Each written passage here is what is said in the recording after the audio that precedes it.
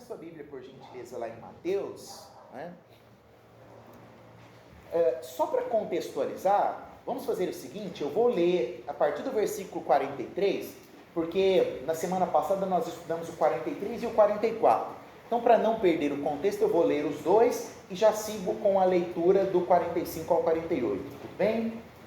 Diz assim: vocês ouviram que foi dito, ame o seu próximo e odeie o seu inimigo. Mas eu lhes afirmo, amem seus inimigos e orem por aqueles que os perseguem, para que vocês venham a ser filhos de seu Pai que está nos céus. Porque ele faz raiar o sol sobre maus e bons, e derrama chuva sobre justos e injustos. Se vocês amarem aqueles que os amam, que recompensa vocês receberão? Até os publicanos fazem isso. E se saudarem apenas seus irmãos, o que estarão fazendo demais? Até os pagãos fazem isso. Portanto, sejam perfeitos, como perfeito é o Pai Celestial de vocês. No nosso penúltimo encontro, né, sem ser a quinta-feira passada, a quinta-feira retrasada, nós finalizamos o estudo foi a quinta-feira do churrasco, né? Nós finalizamos o estudo levantando uma pergunta central, né? Na verdade, várias perguntas dentro de um contexto central. As perguntas eram: como alcançar uma vida sem rancor e sem vingança? Como ter uma vida de servo? E como ter uma vida que é capaz de abrir mão dos seus próprios direitos em favor dos outros? E aí, na quinta-feira passada, nós respondemos essa pergunta. E Jesus, ele é muito categórico, muito específico, né? Jesus, ele responde a pergunta da seguinte forma: olha, você só pode servir o próximo como a ti mesmo. Você só pode não guardar rancor de alguém. Você só pode conseguir abrir mão daquilo que é seu direito em favor de outros se você amar o seu próximo. Não tem como fazer essas coisas sem amor, né? Por exemplo, sabe aquele direito que é seu, né? Qual que é o direito seu? De sentar na janela do avião porque você comprou a passagem da janela. Aí você chega, tem alguém lá no seu lugar. O que você faz? Você chama o comissário de bordo e exerce seus direitos. Eu comprei porque eu quero fazer um stories na janela aqui, né? Quando o avião estiver aterrissando, né? Eu quero tirar uma foto aqui. E aí você exige seus direitos.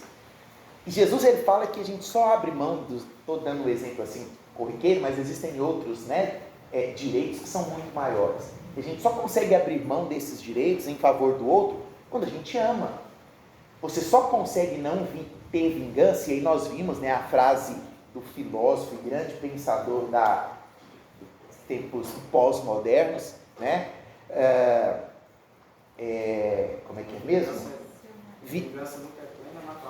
A vingança, não está vendo? Né? Seu Madruga do Chaves, né? A vingança nunca é plena, né? Mata a alma e envenena. A vingança, ela nunca será, por mais que você tenha direitos, por mais que você tenha razão de vingar por alguma coisa, Jesus, ele te chama para não vingar. Jesus te chama para servir, e não é para servir qualquer pessoa, porque é bom, quem aqui não gosta de fazer uma boa comida e servir as pessoas, né? Eu acho que talvez uma das maiores, aí a psicologia deve estudar, né? Um dos maiores prazeres do ser humano é alimentar quem ele ama, e isso vem de berço, né? A mãe alimenta o bebê, a psicologia com certeza deve explicar isso. Eu não estudei isso para pregar, não, estou só lembrando aqui. Servir pessoas que nós amamos faz parte da natureza humana, e vem desde os tempos antigos, né? Você cozinhar para alguém que você gosta e oferecer ali um prato, né? Fazer um bom hambúrguer na brasa, né, Caio? Como a gente fez daquela vez, e servir pessoas que você ama, é prazeroso isso. Agora, e servir quem você sabe que não gosta de você? Aí é difícil. E Jesus está nos chamando exatamente para isso. Dentro de todos esses conceitos, Jesus fala assim: olha, para você fazer tudo isso, é só se houver amor. Não tem como. E nós vimos na semana passada que tipo de amor que é esse, que é o amor ágape, né? Jesus está falando assim, olha, você precisa amar seu inimigo como seu filho, como seu parente, não. Mas você precisa ter um amor ágape. E nós vimos qual que era a definição de amor ágape, né? Amor ágape significa benevolência invencível, infinita boa vontade. É uma benevolência que ninguém consegue vencer. Você é bom a tal ponto que as pessoas podem te instigar, né, apelar contra você, pegar no seu pé, tentar jogar argumentos, e você não vai deixar de ser benevolente. A sua benevolência, o amor que você carrega, ele é infalível. Isso é algo natural? E aí a gente encerra, né, a revisão da semana passada. Nós terminamos falando exatamente disso. Não é natural, né? Isso não brota do seu coração. De repente, se amanheceu, o celular despertou, você, nossa, que vontade de amar meu inimigo, né? Meu vizinho que estaciona o carro na minha garagem, que vontade de amar um petista, desculpa, que vontade de amar, né?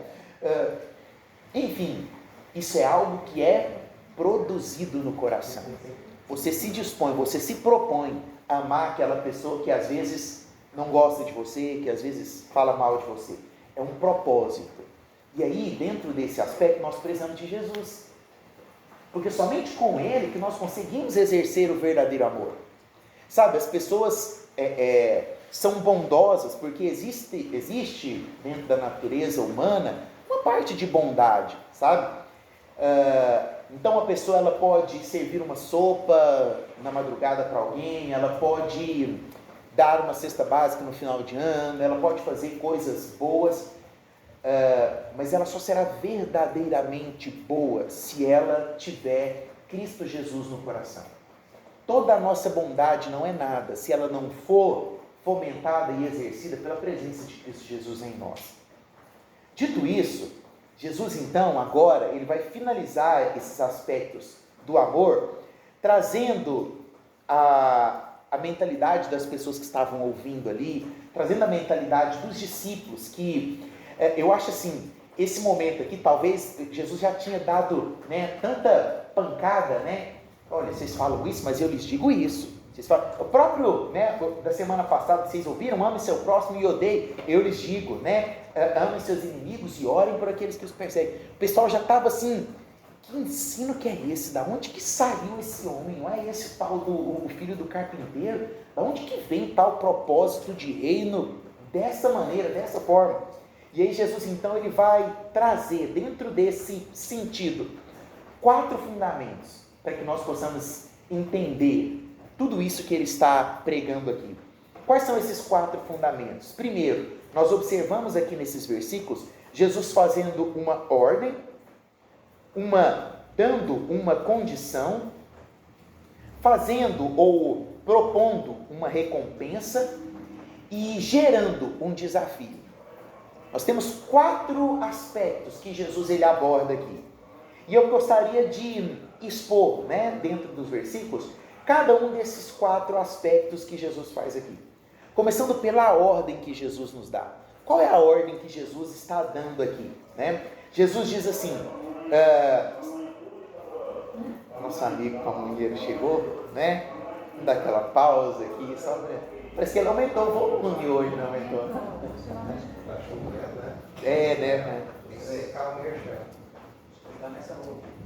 E hoje é dia dele vender pamonha, né? Com a chuvinha. Bom, vamos então abordar esses 4 aspectos que Jesus destaca aqui então, nesse momento em que Mateus está encerrando o capítulo 5, né? O primeiro deles é uma ordem.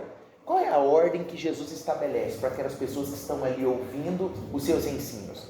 A ordem foi o que nós vimos na semana passada. Jesus ele diz no imperativo, amem os seus inimigos e orem por aqueles que os perseguem. Jesus ele não está propondo ou dando uma possibilidade para aquele que se diz cristão. Porque Jesus ele está pregando aqui para uma nova classe de pessoas. Uma classe de pessoas que entendeu que há um novo reino, e esse novo reino está sendo implantado. E essas pessoas, para que elas façam parte desse novo reino, e se digam, né, cristãs, sejam chamadas de cristãs, elas precisam seguir e obedecer necessariamente esta ordem que Jesus dá. E qual é esta ordem?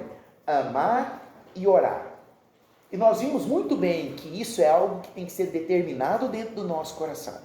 Eu não consigo orar por alguém se de fato eu não amo aquela pessoa, né? Às vezes a gente até faz viu aquela oração, né? Ah, Deus, guarda lá, bem longe de mim, né? Abençoa lá. Antes de orar, eu preciso amar aquela pessoa, e eu preciso exercer isso todos os dias. Eu preciso pedir isso para Deus. Deus, me ensina a amar o meu próximo. Deus, me ensina, muda o meu coração, para que eu possa amar, independente daquilo que as pessoas falam, ou fazem, ou dizem. Eu preciso estabelecer esse propósito, esse desejo dentro do meu coração. Eu preciso determinar isso e buscar de fato a piedade como um verdadeiro cristão. O cristão piedoso é o cristão que olha e consegue enxergar as necessidades de cada pessoa. Olha, se tem um segredo talvez que possa te ajudar a exercer isso, porque eu sei que é difícil, né? Eu também sou como você e tenho as minhas dificuldades para amar determinadas pessoas. E uma das coisas que falou muito ao meu coração assim no período da pandemia, eu não lembro se eu li, onde que, naquele período em que aí trancava todo mundo, e não sei o que e tal, e via as mortes na TV e tal, e aí eu guardei algo dentro do meu coração para sempre. Olha, tenha cuidado ao falar com alguém, pois todos estão passando por dificuldade nesse momento. E assim é a vida, não foi só na pandemia. Todos estão enfrentando desafios, todos em determinado momento da sua vida estão passando por problemas. Então tenha cuidado na forma de olhar para a pessoa. Às vezes nós olhamos muito na forma que a pessoa está falando, às vezes ela é uma pessoa mais arrogante, né? Mas dentro de todo arrogante, dentro de todo insensato, existe alguém que também sofre com você. E quando nós olhamos para as mazelas das pessoas, nós aprendemos e descobrimos que essas pessoas também precisam do amor. Essas pessoas também precisam ser enxergadas na sua pobreza. Todos nós somos pobres e necessitados, e às vezes existem alguns que escondem as suas misérias, suas pobrezas, com arrogância, com uma fala indevida, com a forma de agir em determinadas circunstâncias. Que o Senhor nos ensine a ser homens e mulheres piedosos, para que a gente possa olhar para aquela pessoa que às vezes está fazendo uma atitude errada, mas talvez possamos olhar para aquilo que ela está enfrentando, ou aquilo que ela passou quando criança, quando adolescente, e talvez aquilo ali fez com que aquela pessoa assumisse aquela forma de ser. Que Deus nos ensine a olhar para todas as pessoas como necessitados, porque é o que todos nós somos. E assim, nós poderemos começar a exercer, né, esse dom de amar, esse dom de orar, e consequentemente obedecer. Porque aqui é uma ordem, Jesus está mandando, olha, amem e orem. Jesus está falando assim, quando der, você vai lá e ama. Se de vez em quando você sentir vontade, não. Jesus está falando, ame e ore. Nós temos aqui uma ordem, nós precisamos, em primeiro lugar, obedecer essa ordem. A segunda coisa que Jesus coloca aqui dentro desse texto é uma condição. No versículo 45 diz assim, para que vocês venham a ser filhos de seu Pai que está nos céus, porque Ele faz raiar, né, o seu sol sobre os maus, e continua dizendo. Qual é a condição que Jesus está trazendo aqui? Para que eu seja chamado de filho do Pai, aqui o Pai está com P maiúsculo, então está se referindo a Deus. Para que eu possa ser chamado de filho de Deus, eu preciso seguir a condição. Qual a condição? A condição que foi dada anteriormente, que é de amar e orar por aqueles que me perseguem, pelos meus inimigos. E dentro dessa condição aqui, Deus nos dá o exemplo a ser seguido. Porque Jesus não somente fala, vai lá e faz isso. Não, Jesus ele era o exemplo em pessoa. E o que Jesus fala? Jesus fala assim, olha, o Pai que está nos céus, Ele faz brilhar o sol sobre justos e injustos. A chuva que está caindo aqui agora, ela não cai só sobre a terra de quem é cristão e precisa que o milho cresça. Quando chove, chove sobre a terra do cristão e do não cristão.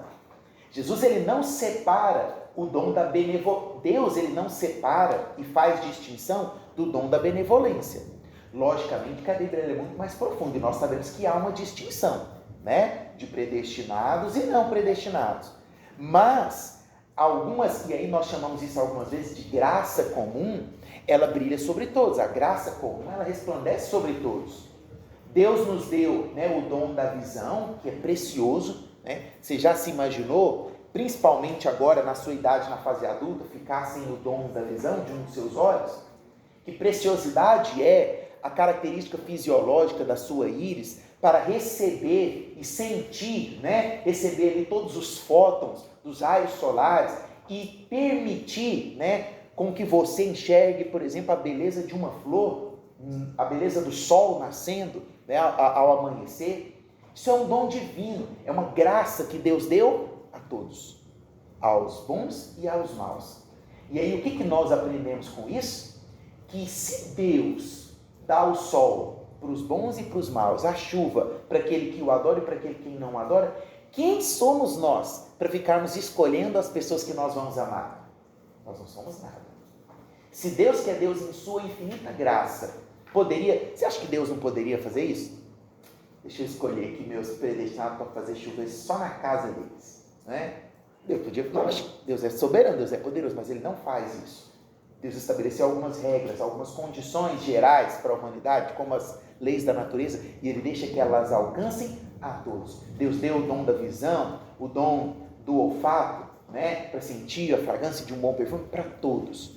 E se Deus fez isso com todos, nós também precisamos agir assim com todos. Nós precisamos amar a todos da mesma forma que Deus ama. O Salmo de número 145, do versículo 16, o salmista diz assim: abres a tua mão e enche de bênção a todo ser vivente. Isso significa que Deus abre a mão e enche de bênçãos a todos os viventes, não apenas a um grupo de pessoas, não apenas aos escolhidos. Deus dá de forma geral a todos. E aí um detalhe nesse trecho, porque Jesus fala assim: para que venham a ser chamados filhos do Pai ou filhos de Deus, né? No hebraico, nós não temos uma língua que é muito rica em adjetivos, certo? Então, muitas vezes na Bíblia nós encontramos, por exemplo, assim, os filhos da paz, significa que são pessoas pacificadoras. A gente vê muito na Bíblia os filhos da consolação, significa que são pessoas consoladoras, né? Então, os filhos da paz são aqueles que em seu coração exercem a paz, né? Os filhos da bonança são aqueles que exercem a bondade dentro do seu coração. Quando Jesus, ele destaca aqui, para que sejam chamados filhos de Deus, né? Filhos do Pai, Jesus, ele está indo dentro de um contexto que é muito profundo, porque ser filho de Deus, todo filho, ele herda as características genéticas do pai, né? E da mãe, consequentemente. Nós vamos pegar o pai, né? Todo filho, ele vai herdar do pai, né? Ou X ou Y. Ele vai herdar uma característica do pai. Se nós somos filhos de Deus, nós precisamos herdar o caráter de Deus. Então, quando Jesus fala assim, ó, amem e orem, quando Jesus dá essa ordem, por que Jesus dá essa ordem? Para que nós possamos responder a essa condição. Eu só sou chamado filho de Deus se eu herdo as características de Deus. Não adianta eu ser filho de Deus e ter as características do capiroto, né? Não adianta eu ser filho de Deus e ter características que não se parecem com Deus. E qual é a principal característica do caráter de Deus, baseado no apóstolo João? O amor. Baseado na Bíblia, né? O amor. Qual é a primeira canção que a gente aprende na infância, na escola bíblica dominical? Deus, 3 palavrinhas só eu aprendi de cor. Deus é o quê? Amor. Tralalalala, né? Deus é amor, é a coisa que nós aprendemos, a primeira coisa que uma criança aprende. Deus é amor. E eu não posso ser filho de Deus se eu não exerço o amor, se eu não tenho esse caráter de Deus. que Deus nos dê essa misericórdia. Para todas as vezes que nós nos intitularmos filhos de Deus, nós possamos lembrar: será que eu herdei o amor? Eu estou precisando exercer mais amor hoje. Mais amor dentro da minha casa, mais amor na minha família, mais amor no meu trabalho, mais amor onde quer que eu esteja. A terceira condição, o terceiro aspecto que Jesus, na verdade, estabelece aqui, o primeiro foi, então, uma ordem, o segundo foi uma condição, e o terceiro é uma recompensa. Aí você falou: agora eu gostei, né? Qual é a recompensa? Quando nós olhamos aqui para o texto, Jesus diz assim: se vocês amarem, no versículo 46, se vocês amarem aqueles que os amam, que recompensa vocês receberão? Até os publicanos fazem isso. Se saudarem apenas os seus irmãos, o que estarão fazendo demais? Até os pagãos fazem isso. Para receber a recompensa divina, e qual é a recompensa divina? Aí nós poderíamos listar várias. A recompensa de Deus é a justiça, é o amor, é a paz. A recompensa de Deus é a saúde. A recompensa de Deus, e não é só a saúde física, hoje nós estamos precisando muito de saúde emocional, a gente passou por 2 anos tensos, complicados, a mídia acabou com a saúde das pessoas, a televisão acabou, as redes sociais agora estão completando o serviço, acabando com a nossa saúde mental. Deus tem saúde para nos dar, Deus tem paz, Deus tem bons relacionamentos, Deus tem grandes, e assim, eu nem quero tocar em recompensa baseado em prosperidade, porque prosperidade material, nós temos tantos aspectos os quais Deus nos dá todos os dias, como a saúde, por exemplo, seja a física, seja a emocional.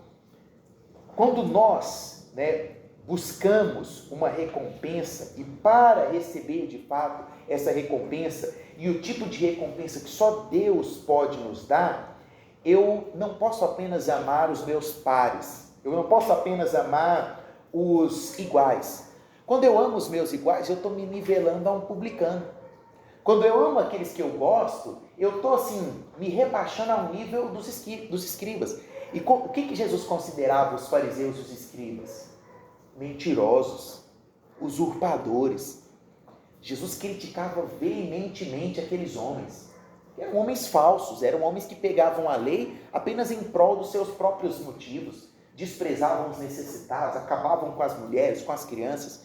Jesus criticava fortemente esse povo, Jesus chamou os caras de raça de víbora. Naquela época, é a mesma coisa de, enfim, sem, porque senão o YouTube vai bloquear aqui o nosso, raça de víbora era Jesus chamou, raça de víbora. Jesus fez um chicote e saiu quebrando as mesas. Jesus era totalmente contra. E quando nós amamos só aqueles que estão do nosso lado, só as pessoas que nos fazem o bem, nós estamos sendo verdadeiros fariseus. Nós estamos fazendo algo apenas para o nosso próprio benefício. É muito fácil. É muito fácil amar quem gosta da gente, quem faz coisas. Às vezes, você está amando ali a pessoa que nem gosta de você, mas ela faz algo em seu favor, tipo o puxa-saco, Você começa a gostar da pessoa. A gente vê muito isso nos ambientes empresariais, O subgerente ali, ele não gosta de jeito nenhum do gerente, mas ele puxa o saco do gerente, aí o gerente começa a amar ele, entre aspas, por conta daquilo que ele está... É uma troca. Amor não é troca de favor.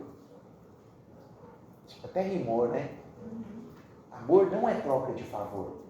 E quando nós, amamos apenas aqueles que são os nossos iguais, saudamos apenas aqueles que têm a mesma forma de pensar conosco, nós estamos fazendo uma troca.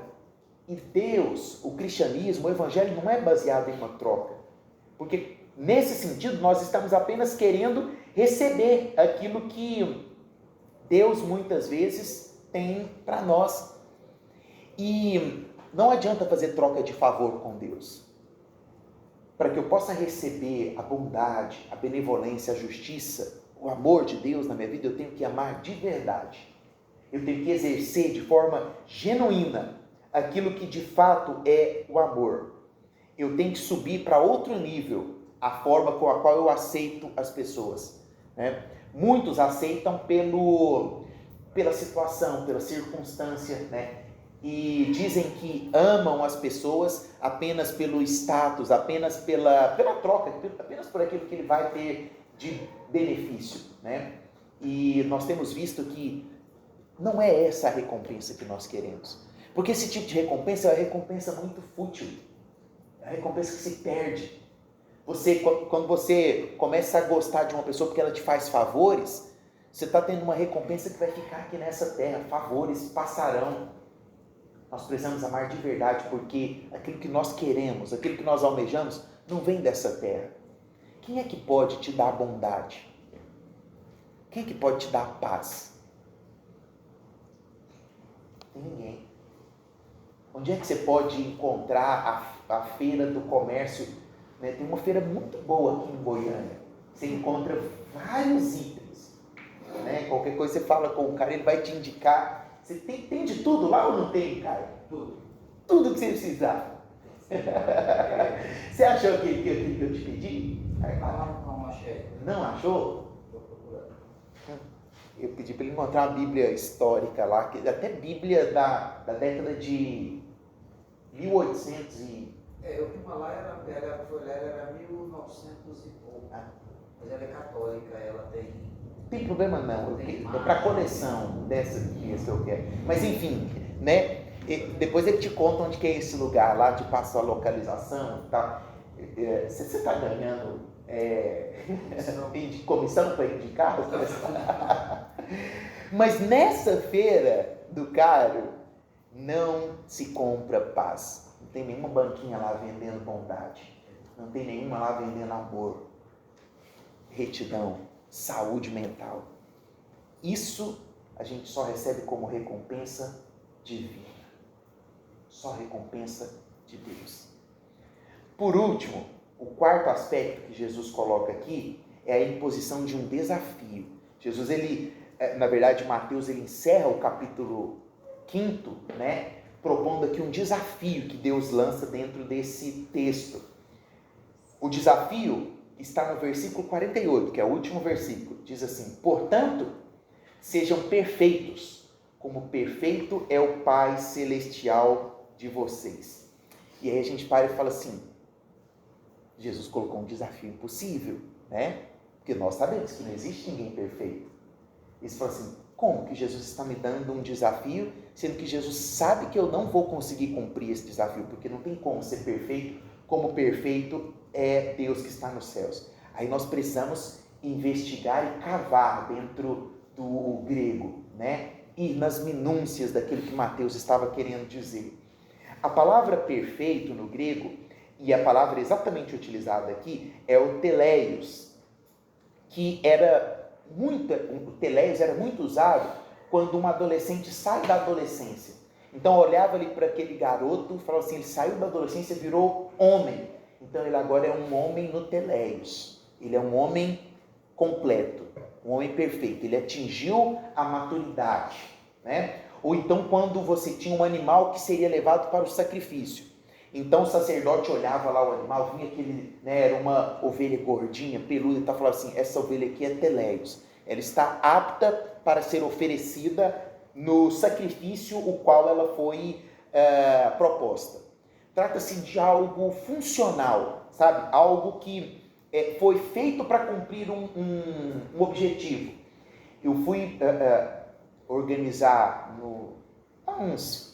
separei um feriado atrás para organizar minha biblioteca e fui colocar umas novas prateleiras lá de vidro e eu comprei o parafuso oitavado e na hora de colocar lá eu descobri que eu não tinha a chave para aquele parafuso.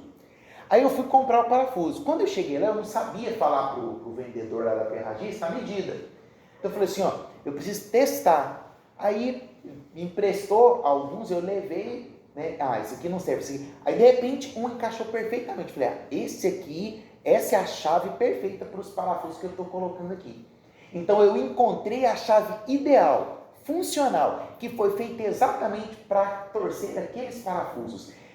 Dentro desse contexto aqui é que o teleios foi descrito. certo? Então, algo que foi feito exatamente para cumprir uma função, para cumprir um propósito, algo funcional, né? Essa palavra teleios, que foi utilizada aqui, para que a gente entenda mais perfeitamente, ela é o adjetivo de um substantivo que é o substantivo telos. O substantivo telos, ele já significa assim, um determinado fim, um determinado objetivo. Então, sempre quando a gente encontra nesse sentido, significa que uma meta foi cumprida, um propósito foi realizado. Então, dentro desse sentido, quando Jesus está dizendo assim, olha, sejam perfeitos, como perfeito é o Pai Celestial de vocês, Jesus está dizendo assim, ó, seja totalmente apto para cumprir aquilo pelo qual Deus te criou. Deus te fez com um propósito. Deus não te colocou por acaso aqui nessa terra, não te criou e te jogou aqui, não. Deus te fez exatamente funcional para amar a sua futura namorada e esposa. Deus te fez exatamente funcional para ser o irmão da irmã que você tem. Deus te fez na medida para ser o pai dos filhos que você hoje cria. Ou que nós um dia criaremos.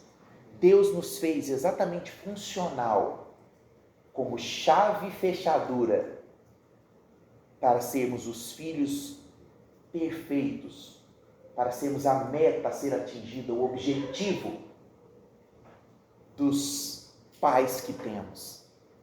Deus nos fez exatamente perfeitos para a função a qual nós exercemos hoje. Então, quando Jesus está dizendo, olha, seja perfeito, como perfeito é o Pai, lembre da função que você tem aqui na terra. E aí eu vou além, para terminarmos. Quando nós olhamos para o homem em si, e falamos, qual é o propósito para o qual o homem foi criado? Se nós pegarmos lá em Gênesis, capítulo 1, versículo 26, Deus diz, façamos o homem a nossa imagem e semelhança. Se existe um propósito para o qual eu e você fomos criados, é para sermos parecidos com Deus, para manifestarmos, né? A genética, ela nos dá um genótipo, que são características que estão dentro do nosso DNA, e a interação do nosso DNA com o meio que nós vivemos, a gente chama de fenótipo, que é a característica que a gente expressa, né? Então, você tem características no seu DNA e de acordo com a comida que você come, de acordo com o ambiente onde você vive, você desenvolve características que você expressa. Geneticamente, nós temos as características de Deus. Nós somos semelhantes a Ele geneticamente. Agora, nós precisamos expressar essas características no nosso dia a dia. Se nós pegarmos, por exemplo, o breve catecismo de Westminster, nós temos lá a pergunta, né? Qual o fim do homem? O fim do homem é glorificar a Deus e gozá-lo para sempre. Este é o nosso objetivo aqui na Terra. E é por isso que nós precisamos, todos os dias, buscar esta perfeição. Porque quando nós estamos buscando a perfeição, nós estamos atingindo o fim pelo qual Deus nos criou, que é sermos perfeitos para a pessoa que está do nosso lado, sermos perfeitos para o nosso funcionário, sermos perfeitos para os nossos amigos, mas acima de tudo, sermos semelhantes, imagem e semelhança, porque assim nós estamos glorificando aquele que nos criou. Você tem o DNA divino, é por isso que você é bonito desse jeito. Você nasceu e foi criado com essa característica que ninguém pode tirar de você. Agora, expresse essa característica. Como? Através do amor. Vamos orar? Senhor Deus, amado, soberano Pai, nós te louvamos por esta noite na Tua presença. Obrigado, Senhor, pela vida que tem nos dado. Obrigado pela Tua palavra, que é como um megafone, ó Deus, falando aos nossos corações. O ato, ó Deus, de revelar-se através da Bíblia a nós é algo muito precioso e que nós, ó Deus, prezamos e desejamos manter como uma chama acesa em nossos corações todos os dias. É por isso que nós queremos ler a Tua Palavra cada dia mais e nos aprofundarmos, ó Deus, no conhecimento de Ti, porque sabemos que através dela o Senhor nos fala, o Senhor se revela a nós da forma mais clara, da forma mais visível possível. Obrigado, Jesus. Obrigado pelo Teu amor manifesto a nós. Que nós possamos, ó Deus, seguir esta ordem que nos foi dada. Que nós possamos, ó Deus, obedecer de fato esta condição. Buscando, Pai, de todo o nosso coração, uma única recompensa. E que dentro desse aspecto, sendo desafiados a ser perfeitos todos os dias, nós possamos alcançar a plenitude do conhecimento em Ti. Assim nós oramos, com a certeza de que o Senhor ouve a nossa oração, com a certeza de que o Senhor se revela a nós e com a certeza de que o Senhor nos tornará pessoas mais parecidas contigo a cada dia mais. Em nome de Jesus Cristo Nazareno. Amém e amém. Deus te abençoe em nome de Jesus.